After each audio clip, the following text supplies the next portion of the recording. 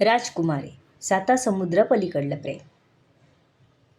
आज पहिल्यांदाच झालेला कल्ला ऐकून राजकुमारीला नेमकं काय झालं हे जाणून घ्यायची उत्सुकता लागली. तिने हलकेच पडदा बाजूला करून वाकून पाहिला आणि त्याला पाहता क्षणी ती मोहित झाली.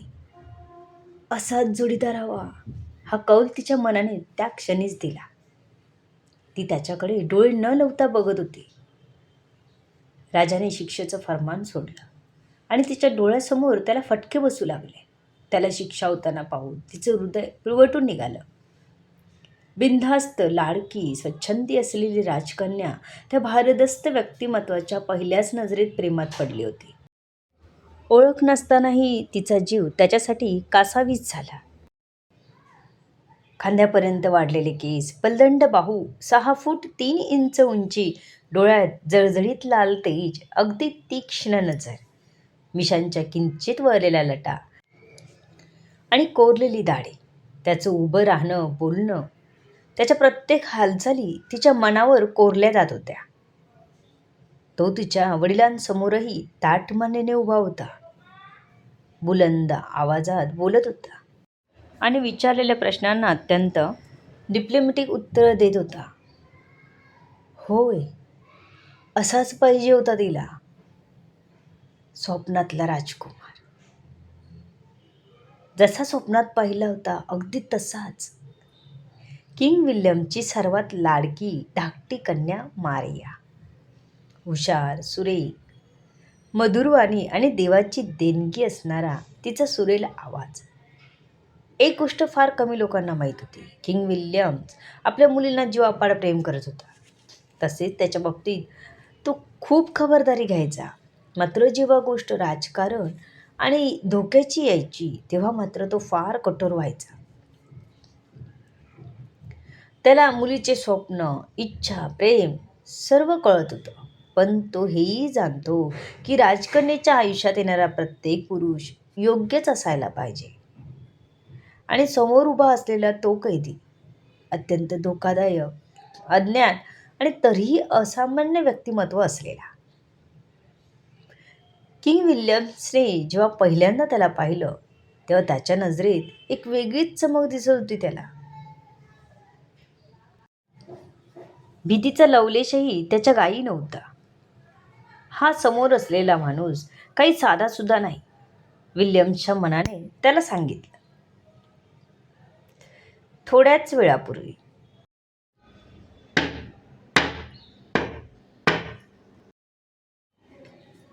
राजाच्या पायातील बास्किनचा आवाज दरबारात घुमला आणि शांतता पसरली. किंग विल्यम्स आपल्या आसनावर बसताच काही शिपायांनी त्या माणसाला, त्या कैद्याला दरबारात हजर केलं. त्या क्षणी कुजबूज वाढली. दरबारातील आवाज वाढला. त्याला बघून प्रत्येकाच्या तोंडी काही ना काही बोलणं होतंच. कोणी त्याची स्तुती करत होते तर कोणी त्याचा द्वेष. George, why the hell is there so much noise? George, एवढा आवाज का आहे? तेही आम्ही इथे असताना? राजा विल्यम्स गरजला, कारण त्याला तो स्वतःचा अपमान वाटला होता. त्याचा आवाज कठोर होता. तो शिस्तप्रिय होता. सायलेन्स! सर्वांना शांत बसायला सांगितलं. तसे सर्व शांत बसले. राजा विल्यम्सची नजर त्या कैद्यावर गेली. नजरेत क्षणभर विस्मय चमकला. उंच, बलदंड, जखमाने भरलेले शरीर, पण अजूनही अलौकिक तेज असलेलं त्याचं व्यक्तिमत्व. विल्यम्सच्या मनातून नकळत शब्द बाहेर पडले. तू राजा म्हणून शोभतोस.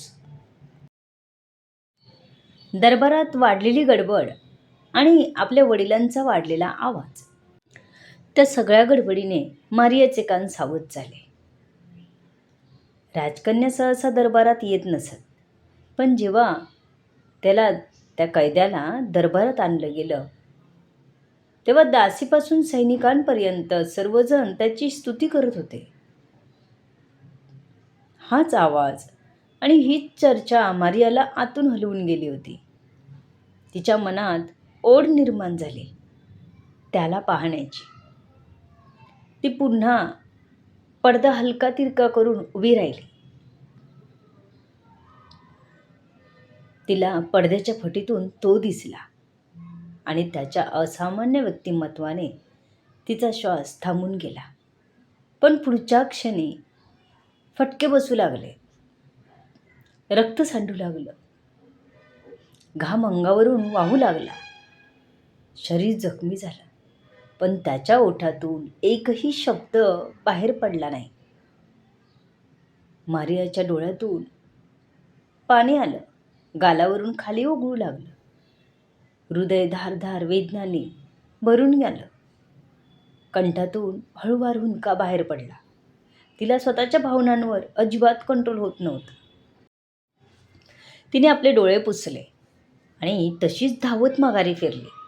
आपल्या कक्षात जाऊन तिने कडी लावून घेतली. अजूनही तिचे डोळे वाहत होते. त्या क्षणी तिने ठरवलं, काही झालं तरी त्याला भेटायचंच, त्याच्याशी बोलायचंच, त्याच्या जखमांवर स्वतः औषध लावायचं. राजा विल्यम्स त्या दरम्यान शांत बसला नव्हता. त्याने आपल्या खास रक्षकांना सांगितलं, त्याच्यावर लक्ष ठेवा. हा माणूस साधा कैदी नाही. पळून जायची काही धडपड केली तर लगेच मला कळवा. विल्यम्सच्या आत काहीतरी हालचाल झाली होती. राजा म्हणून त्याचा सिक्स सेन्स त्याला सांगत होता, हा माणूस राज्याला धोकाही ठरू शकतो आणि कदाचित राज्यासाठी उपयोगीही ठरू शकतो. मारियाला मात्र काहीच माहिती नव्हतं. ती फक्त त्याला भेटण्याच्या विचारांनी वेडावून गेली होती. तिला एकच चिंता होती, तो कोणती भाषा बोलतो? आपली भाषा येते का त्याला? तरीही तिने मनाशी एकाच गोष्टीचा निर्धार केला होता, मी त्याला भेटणारच. तिने ऐकलं होतं, त्याला गुप्त कैदेत ठेवण्यात येणार होतं. म्हणजे तो राजमहालातच कुठेतरी असेल हे माहिती होतं आणि ती त्याला पाहू शकणार होती. हेच समाधान होतं तिच्या मनात. रात्र झाली. मारिया पांघरून घेऊन पलंगावर पडून होती, पण झोप काही येत नव्हती तिला. त्याचा चेहरा डोळ्यासमोर हटतच नव्हता. त्याचे बाहू आटून तिचा श्वास अडकत होता. तिचं मन वेडावलं होतं. आहे कोण तो? तो आशिया खंडातील एका समृद्ध देशाचा राजा. राजा नरेश. असामान्य, शूर, प्रखर देखणा आणि स्वाभिमानी. पण आज तो कैदेत होता. कारण काय होतं? एका स्वार्थी सेवकाने केलेली धोकेबाजी. किंग विल्यम्सने नरेशला कैद करून इंग्लंडला आणलं होतं. आणि ते का? कारण राजा नरेशच्या सत्तेवर किंग विल्यम्सचा डोळा होता. नरेशला कैद करून त्याच्या अधिपत्याखाली असणारं राज्य आपण स्वतः बळकवायचं, हा विचार किंग विल्यम्सचा होता. स्वार्थ कधीच कोणाला शांत बसू देत नाही. विल्यम्सनेही सर्व हद्द पार करत राजा नरेशला पकडलं. त्यालाही नरेशमध्ये एक अशी शक्ती जाणवत होती जी क्वचितच कोणात असते.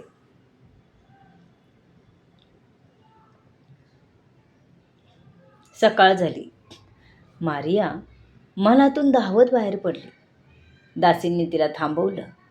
राजकन्ये, कुठे जात आहात?